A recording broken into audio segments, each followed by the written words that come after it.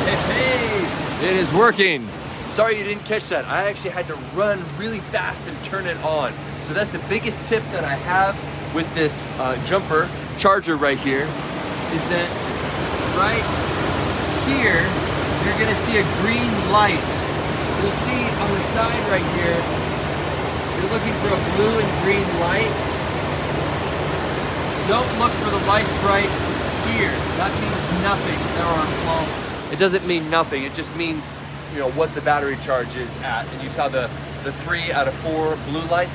It just means there's 75% left battery power in there. So what you're looking for is that green light.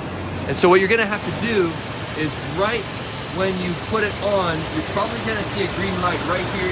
Immediately run over to here as fast as you can with the keys and turn it on. Wow, it actually worked.